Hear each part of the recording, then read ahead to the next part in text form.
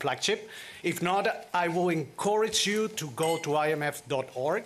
There you're going to find the document. But I think it's going to be very economic outlook that to be joined here today by Pierre-Olivier Gourmiches. He's the economic counselor, the chief economist, and the director of the research department. Next to him are Petiakova Brooks. She's the deputy director of the research department, and also with us, Jean-Marc Natal. He's division chief at the research department.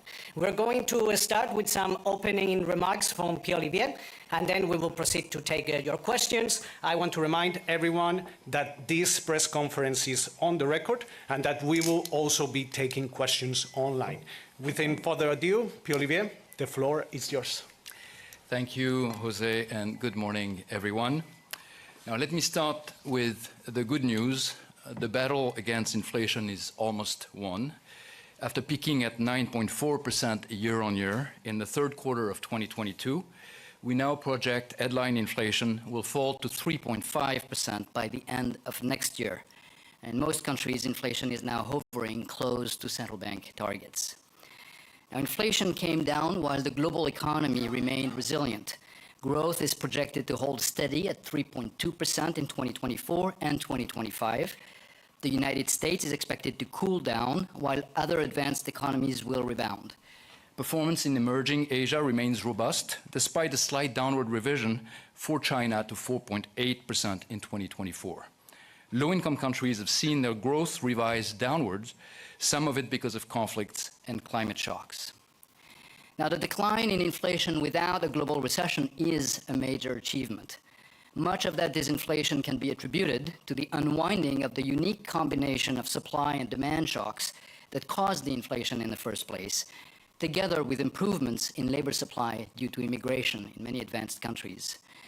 But monetary policy played a decisive role, keeping inflation expectations anchored. Now, despite the good news on inflation, risks are regional conflicts, especially in the Middle East, which could pose serious risks for commodity markets.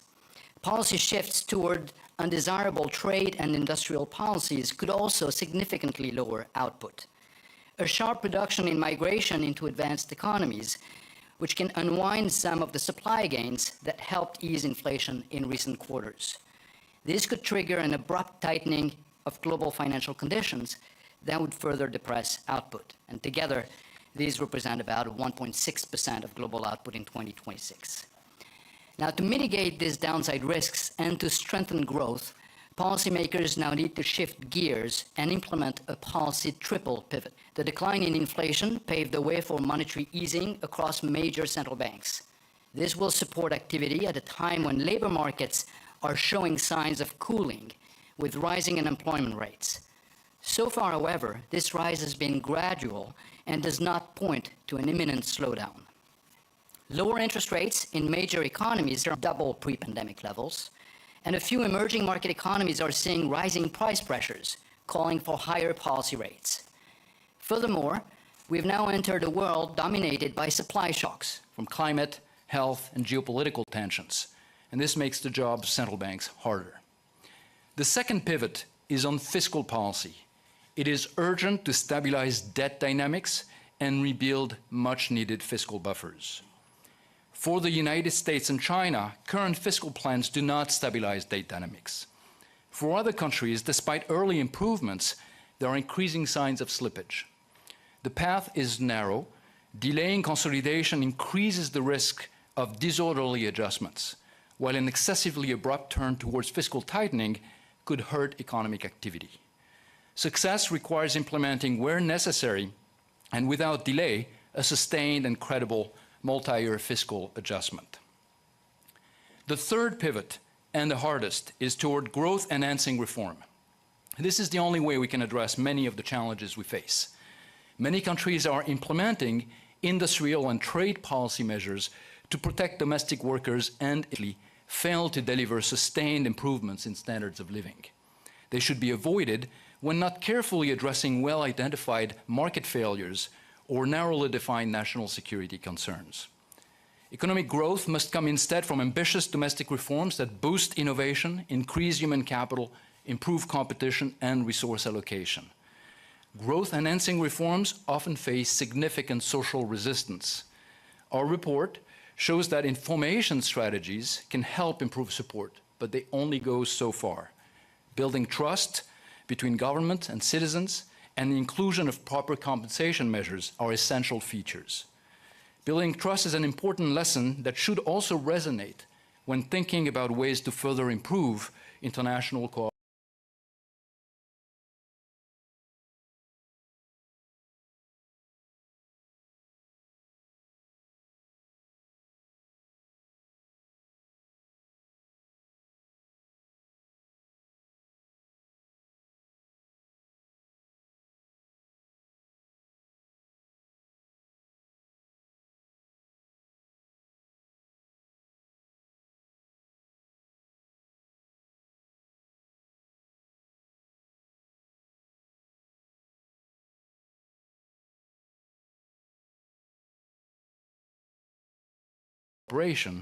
to address common challenges in the year that we celebrate the 80th anniversary of the Bretton Woods institutions.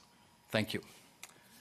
Thank you, Pierre-Olivier. So before we open the floor to your questions, let's remind some ground rules. First of all, if it's related to a country program or a country negotiation, I would recommend not to formulate that question here. Basically, those questions can be formulated in the different regional press briefings that are going to happen later this week. Also, if you want to ask a question, you just raise your hand, wait till I call you, identify yourself and the outlet that you represent, and let's try to keep it to just one question. I know that there are going to be many, many questions. We might not be able to take all of you, so please be patient. There's going to be many other opportunities to ask questions throughout the week. Let me start. How I'm going to start it, I'm going to start in the center, couple of questions here, then I'm going to go to my right, and then I'm going to go there. So I'm going to start in the first row, the lady with the white jacket. Thank you. Thank you, Jose, for taking my question. I'm Marlene Xiong with Xinhua News Agency. I want to ask about the geopolitical tensions that was mentioned in the report. It says there are rising geopolitical tensions. So far, the impact has been limited, but further intensification of geopolitical rifts could weigh on trade, investment. What are the economic impact of growing geopolitical tensions? Thank you.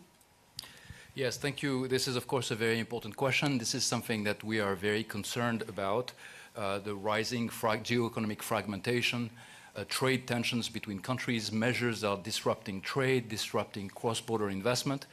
This is something that we have looked at in our World Economic Outlook report. In the chapter 1, we have a box that evaluates the impact of various adverse measures that could be taken by policymakers or various types of shocks that would impact output. And when we look at the impact that rising trade tensions could have, there are two dimensions of this. One is, of course, you're increasing tariffs, for instance, between different blocs that will disrupt trade, that will misallocate resources, that will weigh down on economic activity. But there is also an associated layer that comes from the uncertainty that increases related to future trade policy, and it will also depress investment, depress economic activity and consumption. And when we put these two together, what we find is we find an impact on world output that is of the order of about 0.5% of output levels in 2026. So it's a quite sizable effect of both an increase in tariffs between different countries and an increase in trade policy uncertainty. Okay, I'm going to continue here in the center. We're going to go to the gentleman on the third row. Yeah, there, third row, there, third row. Thank you. Hi, Pierre-Olivier. Thanks very much for taking my question. I just wanted to ask about the inflation side of the WEO. You mentioned just now inflation, the battle is almost won. I'm just wondering, there's sort of a divergence between the advanced economies and the emerging market and developing economies. When do you expect inflation to sort of fall towards that 2% target in emerging market and developing economies? Thanks. Yes, so inflation, the progress on inflation has been more pronounced for advanced economies, and now we expect advanced economies to be back to their target sometime in 2025 for most of them. For emerging market and developing economies, there is more variation, and we see an increase in the dispersion of inflation. So some countries have made a lot of progress. You look, for instance, at emerging Asia, and they are at inflation levels that are very similar to advanced economies for a number of them. You look at other regions in the Middle East, for instance, or Sub-Saharan Africa, and you have countries that still have double-digit inflation rates and will maybe take more time to converge back. So we see an increased divergence that reflects some of the shocks that are specific to some of these regions. Of course, conflict or climate-related shocks can have an impact on inflation, and that's what we're seeing in those two regions I mentioned. Okay, now I'm going to move to my right. First row here, the lady with the red suit. Hello, this is Noor from Sharq Business with Bloomberg from Dubai. Pierre, you mentioned that the geopolitical tensions could account to 0.5% of output if things kind of get out of hand. To what extent is this a very optimistic number here? Because we're talking about tensions not only in the Middle East, you have things going on in the Taiwan Strait, we have the Russian-Ukraine war still ongoing, and there is a very big risk that shipping lines, straits might get disrupted, and this would affect very substantially the price of oil and other commodities. To what extent this would affect output, again, global output and inflation levels? Would inflation be a big risk again if major commodities prices increase substantially? Yes, so you're absolutely right. The scenario I was referring to earlier is a scenario where we have increased trade disruptions, tariffs, and trade policy uncertainty. But one can think also about geopolitical tensions impacting commodity market or shipping. Now, this is not something that we looked at in this report. That's something that we had looked at in our April report. And in April, when we looked at the potential for escalation in conflicts in the Middle East, the impact it could have on oil prices or on shipping costs, we found that this would very much be in the nature of an adverse supply shock. It would negatively impact output, and it would increase inflation pressures.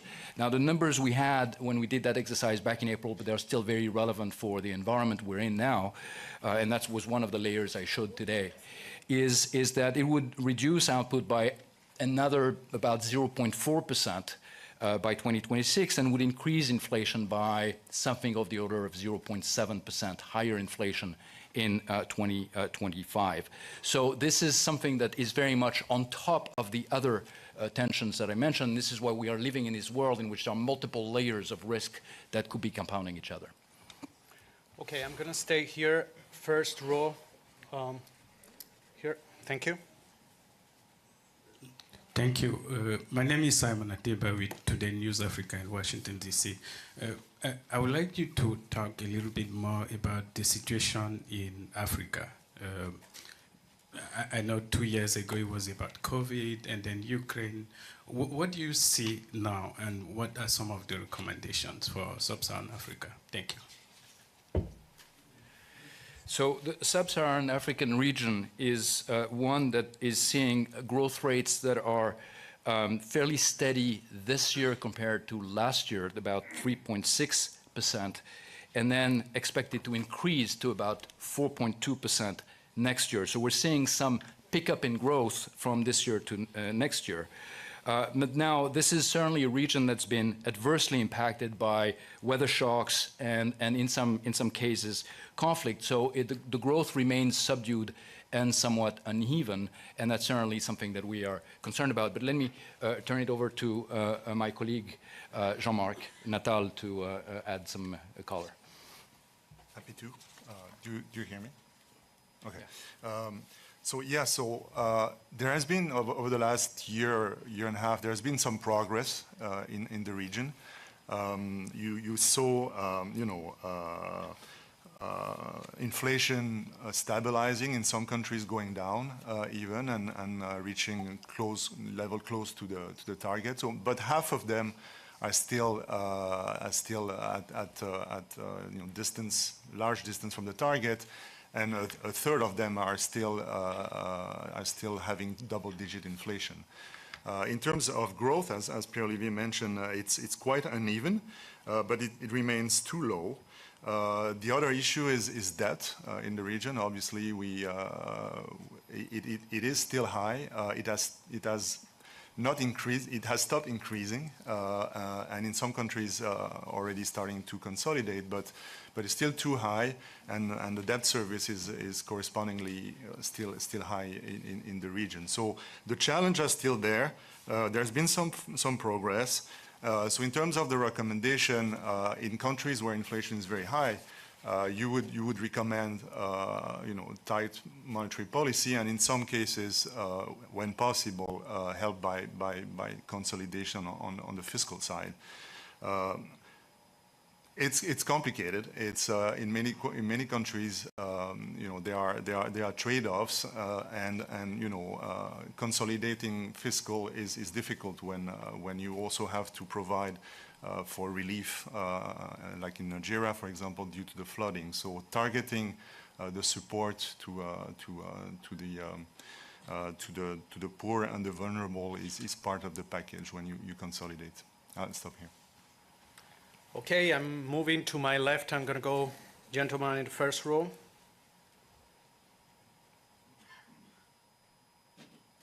Thank you very much. Joel Hills from ITV News. We know that the Chancellor in the United Kingdom is planning on changing the fiscal rule on debt to allow for to borrow more for investment.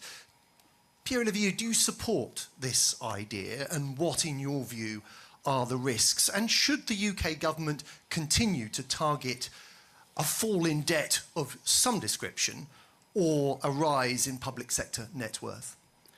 And Pierre-Olivier, before you answer, are there any other questions on the UK in the room? I'm going to take just two more from this group of UK reporters on my right, that they are very eager.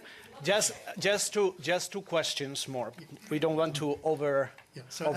Alex Brummer from the Daily Mail in London. Again, around the Chancellor's upcoming budget. In your opening remarks, you referred to the possibility of abrupt changes in fiscal policy, disrupting what might happen to economies. And the UK, according to your forecast, is in a quite good place in terms of growth heading upwards. Do you fear that too strong a change in direction in fiscal policy in the UK could affect future growth? Just one more question. Mehreen Khan from The Times. You mentioned that there are some countries at risk of fiscal slippage because governments that promised to do their consolidation struggle to execute. Is the UK in that group? And also the IMF has previously recommended that countries that are under fiscal strain can keep sort of investment flowing if they do shift to measures like public sector net worth. Is that still a recommendation that you stand by, in particular relevance for the UK? And to give Pierre-Olivier a little bit of time, I just want to remind everyone that we will have regional press briefings later this week, and some of these questions can be brought to all the heads of department that are going to be talking later on the week. Pierre-Olivier?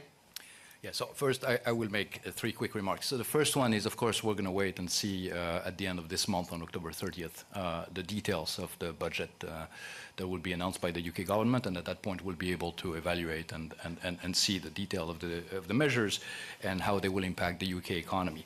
The broader question, I think, is relevant for many countries, not just the UK, and it goes to the second pivot I mentioned, is this narrow path in terms of fiscal consolidation. I think when countries have elevated debt levels, when interest rates are high, when growth is okay but not great, there is a risk that things could escalate or get out of control quickly. And so there is a need to bring debt levels down, stabilize them when they are not stabilized, and rebuild fiscal buffers. That is true for many countries around the world. And if you're not doing that, and that's getting to the question that was asked by the gentleman on the right here, if you're not doing that, that's when you find yourself potentially later on at the mercy of market pressures that will force an adjustment that is uncontrolled to a large extent, at which point you have very few degrees of freedom. So you don't want to get in that position, and I think the effort to stabilize public debt has to be seen in that context. Now, the other side of the narrow path is, of course, if you try to do too much too quickly, you might have an adverse impact on growth, and you have to be careful there because we do have most countries have important needs when it comes to spending, whether it's about essential services, whether we think about healthcare, or if we think about public investment and the climate transition.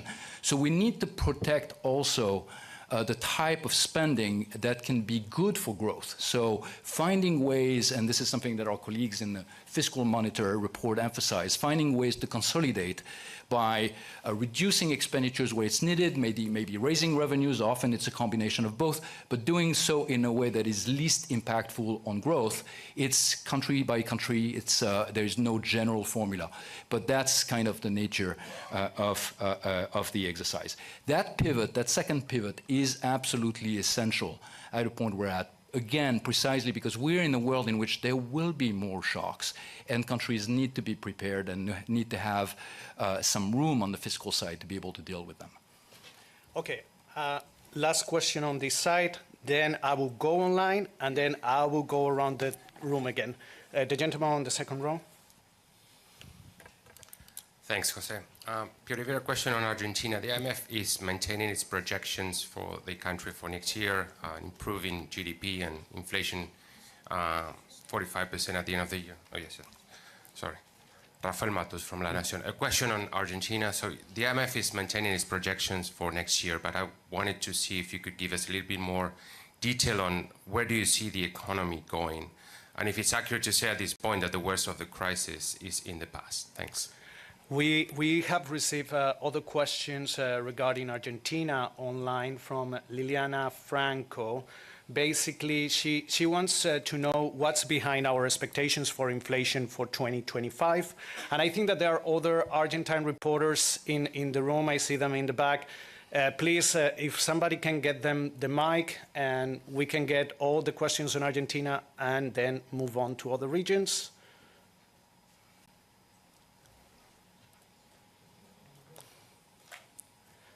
There, those two, please. Try to keep it short, because I want to. Hi, Patricia Valli from El Cronista. You mentioned the need to keep going with the reforms, and the government in Argentina is implementing a series of reforms. What's the take of the IMF in terms of these, and if they are perhaps hurting the most vulnerable due to the increase of poverty numbers in Argentina in the past report? Hello, Juan Manuel Barca from Clarín newspaper. I would like to know if you raised your employment projection compared to the compared to the July forecast. Yeah, so let me first state at the outset that our projections for Argentina have not been updated since July, and the reason for this is because there are ongoing program discussions between the authorities and the fund. And so while that process is going on, we did not update the projections for the October round. Now, to come to the question that was asked on the left, there are two things that are relevant for Argentina, two main things. One is, of course, what's happening on the inflation side, and here I think the progress has been very substantial. We are now seeing month-on-month inflation in Argentina close to 3.5%, and this is down from about 25% month-on-month back in December of last year. So very, very significant decline in the inflation rate. And so that's something to acknowledge. And the hope is, of course, that the measures in place will continue to improve the situation on that front. On the growth front, What we are saying is that activity has contracted substantially in the first half of the year, but there are signs that it's starting to gradually recover. Now, how much? Again, I can't give you an update because we don't have it as of now. But there are signs that there is a recovery in real wages, in private credit, and activity.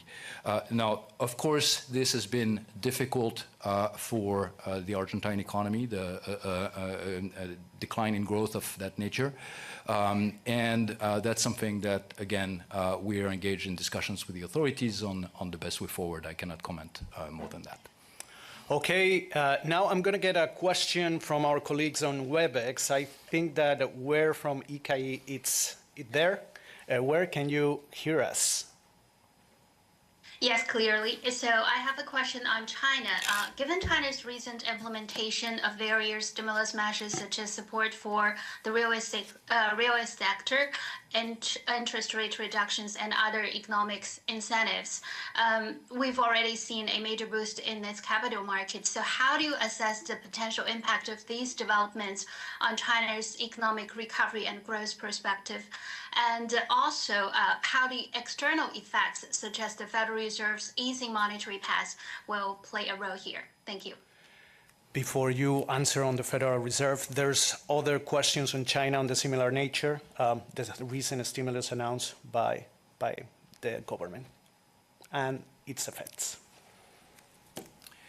Okay, so China, as I mentioned in my opening remarks, we have a slight downward revision for its 2024 growth compared to our July projections to 4.8%. And that's a revision that's coming largely due to a weaker second quarter of the year. And that's weaker second quarter of the year is reflecting continued decline in confidence in the household and corporate sector, and also the continued problems in the property sector in China. Now, this is something that, of course, is a top priority to address for the Chinese authorities, and we've seen a number of measures that have been announced since the end of last month. First measures, monetary and financial measures announced by the People's Bank of China, and then some fiscal measures that were announced a few weeks ago.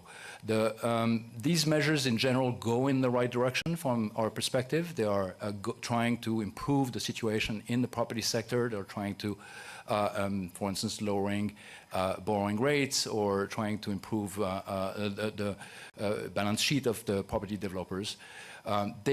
In our view, in our assessment, the measures announced at the end of last month by the PBOC, since then, there has also been a release of the Q3 growth for China, and this has also been a little bit on the disappointing side. So I would say that what we're seeing in terms of where the Chinese economy might be going is a little bit of downward revision coming from the Q3 forecast, and then potentially some measures that will help lift the economy going forward. Okay, so we have an additional question on online. Basically, it comes from a reporter in Israel who wants to know how the current conflict is affecting the region and the global economy. Also, if there's any other questions regarding the ongoing conflict, we can go here on the first row, please.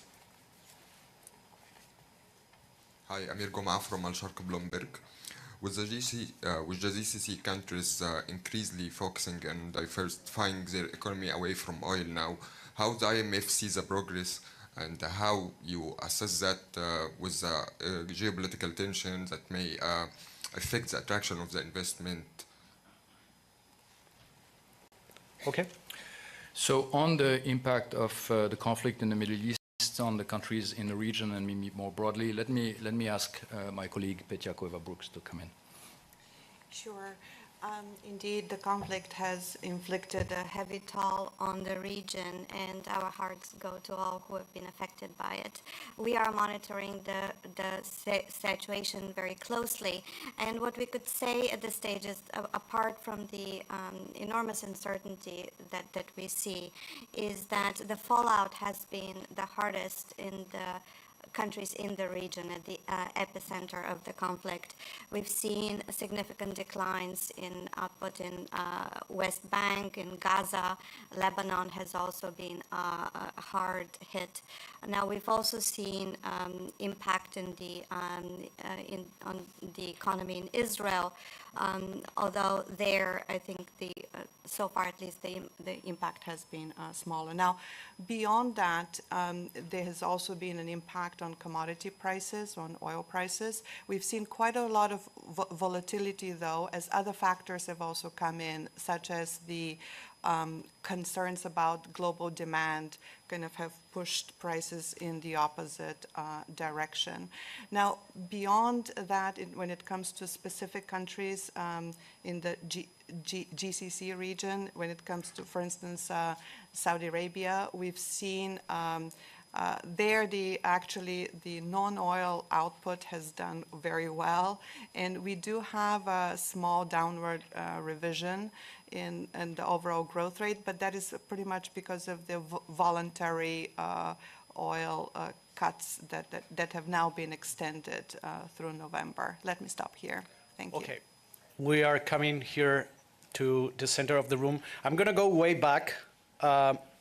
The gentleman in the blue shirt, that I think is the third row from the back. Yeah, there he has, there. A little bit. Can you stand up? Yeah, perfect. And then I will go with you, with the lady. Okay, sorry. Thank you for doing this.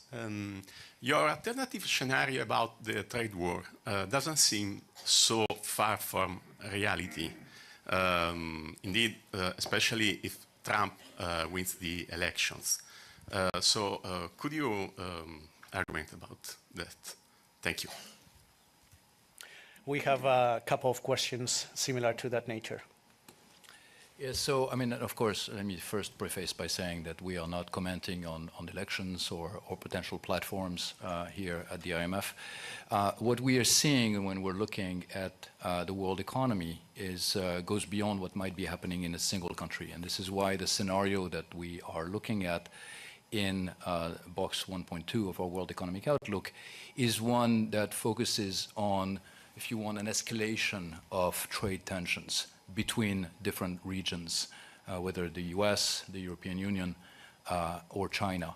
And the numbers I quoted earlier are reflecting our model estimates of the cumulative impact of this increase in tension. So I think that this is something that we are very concerned about. We've seen a very sharp increase in a number of trade distorting measures implemented by countries since 2019, roughly. They've gone from 1,000 to 3,000.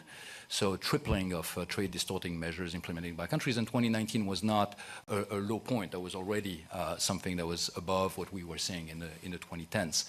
So there is definitely direction of travel here that we are very concerned about, because a lot of these trade distorting measures could reflect decisions by countries that are self-centered, but could be ultimately harmful not just to the global economy, but this is what the benefits of doing a scenario analysis like the one we did. They're also hurtful for the countries that implement them as well, because of the impact on global trade also makes the residents of a country poor. Okay, I'm going to take a question from WebEx, and then I'm going to go to you. I think that we have a question on the US. Please go ahead. Good morning, everyone. Elena Frazen from Kyiv Post. My question would be regarding the US resilience towards inflation shock. I remember talks about this during the April meetings and the April report, and I want to ask you whether you are still committed to this forecast of the US resiliency, and whether we can still see the risk of recession in the US, since recent talks about the unemployment date, it has not always came to the expectations of what the bond market or the stock exchange thinks. So is the US still as resilient as you saw it in April this year? Yeah, so I mean, the news on the US is very good in a sense. I mean, we've had an upgrade in our growth forecast for 2024 and 2025 The historical numbers have also been revised, so we even upgraded 2023. That's already sort of behind us, but the numbers came in and they were stronger than was realized. And that strong growth performance has been happening in the context of a continued disinflation. There have been some bumps in the road. The disinflation may not have been proceeding, especially earlier in the year, as quickly as was projected, but lately it's been quite substantial. So what accounts for this is two things that are really important there. One is there is strong productivity growth that we see when we look at the US. That's somewhat unlike other advanced economies, in fact, when we look around the world. And the second is also a very significant role that immigration has played. The increase in foreign-born workers in the US that have been integrated fairly quickly into the labor force. Now, the increase in unemployment that we've seen recently, I just showed it in my opening remarks, reflects to a large extent the fact that you have this increase in foreign-born workers, and they've been integrated quickly in the labor force, but still there is an influx of them, or there was an influx of them, and it's taken a little bit of time to absorb them. And that's what is reflected in the increase in unemployment rate. So the labor market picture remains one that is fairly robust, even though it has cooled off, but from very, very tight levels. Growth is solid. So I think to the answer to the question that was posed, I think the risks of a recession in the US in the absence of a very sharp shock would be somewhat diminished. Now, that is really what paves the way when you think about what the Federal Reserve is doing, seeing this inflation coming down a lot, but noticing the increase in unemployment, pivoting away from just fighting inflation, that fight is almost done, and now being more concerned about maybe what might be happening going forward with the labor market, and wanting to make sure that that cooling off of labor market doesn't turn into something that is more negative. Okay, the clock here says that I have 7 minutes, that I can push a little bit, but we go there, then we will go to this side and come back here and maybe end around here. Thank you very much. Yeah, my name is Hope Moses Ashike from Business Day, Nigeria. Sir, right here in this room in April, you projected Nigeria economy to grow by 3.3%, and you cited improved oil sector, security, and then agriculture. So I want to understand what has changed since then in terms of Nigeria's growth and the factors you mentioned. Thank you. Thank you. Jean-Marc, would you like to come on Nigeria? Sure. So yes, rightly so. We revised growth for Nigeria in 2024 by 0.2 down, and things are volatile, I suppose, because the reason for the revision is precisely issues in agriculture related to flooding, and also issues in the production of oil related to security issues, and also maintenance issues that have pushed down the production of oil. So these two factors have played a role. Okay, we go to this side. I'm going to go to the front row. The lady with the white jacket, thank you. Thank you. So this is still a follow-up question since you just answered on Nigeria. What's IMF's projection for the social impact on fuel subsidy removal, especially when you fuel subsidy removal and forex unification in terms of poverty, inequality, and food security? And also, can you give us your medium-term projections for Nigeria's growth? Thank you. So I'm afraid on this one I will have to go back and check, because I don't have a number ready on the impact of removal of the fuel subsidy specifically on that you asked about. I don't know if my colleagues.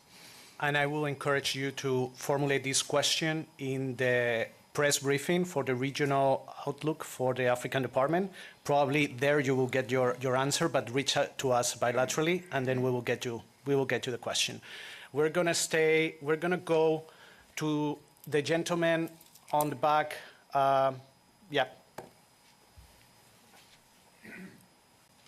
Thanks very much. Andy Robinson, La Vanguardia, Barcelona, Spain.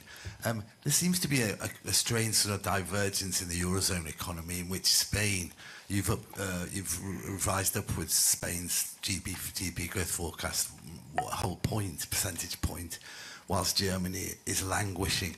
Could I ask you, is Spain's performance sustainable when Germany's in a recession? Also, one other question. You seem, in your box on inflation and wage share and profit share, you seem to be suggesting that if there's any danger of increasing inflation in the future, it's more an excessive profit share than an excessive wage share. Could you tell me if that's a correct interpretation? Thanks. Yeah, so just a few words on the euro area in general, and then I will let my colleague Petya to come in on Spain. We do see some divergence across the different countries of the euro area. And one of the drivers is how reliant they are on manufacturing as one of the key sectors in domestic production. And what you're seeing is there is a general weakness in manufacturing, and that's hitting countries like Germany, while countries that are maybe a bit more reliant on services, including tourism, and Spain is one of them, are seeing a better performance. Now, on the second part of your question, then I'll turn it over to Petya, on the profit share and wages. We're seeing now wage growth that is in excess of inflation. And sometimes people say, well, that's a problem because that means, maybe that cannot be sustained and therefore there will be more inflation. Well, not quite. That's not the view that we have here at the fund. A lot of the increase in wages in excess of inflation right now, so that's an improvement in real wages, in standards of living, is reflecting a catch-up phenomenon. It's after years during which inflation was higher than wage increase. So real wages are catching up. They are covering lost ground. Now, during those years when inflation was higher than wages, profits margins somewhere were higher in the economy. And that is the profit margin that is being eroded back. So it's not that we're squeezing profits inordinately right now. It's just that they are coming back towards more of their historical level as real wages are catching up. And therefore, that's not necessarily a concern in terms of inflation dynamics going forward. Now, with this, let me turn it over to Petya. Thank you. Indeed, Spain does stand out as one of the countries with a substantial upward revision for this year. We're now projecting growth to be 2.9 after last year when it was 2.7. So what's behind this revision is the positive surprises that we've already seen, especially in the second quarter, as well as some other revisions to the back data. And then when we look at the composition of these surprises, again, it was net exports and the receipts from tourism that were a substantial contributor, but also private consumption and investment also played a role, which may imply that some of the impact of the National Recovery Plan and the EU funds that are being used, we could already be seeing the impact of that. And then when we move forward, we are expecting slowdown in growth next year. But again, if this investment continues, of course, that would be a very positive factor behind the recovery. Thanks. Okay, I have time for just one question because literally we have 15 seconds. So I'm going to go with the gentleman here.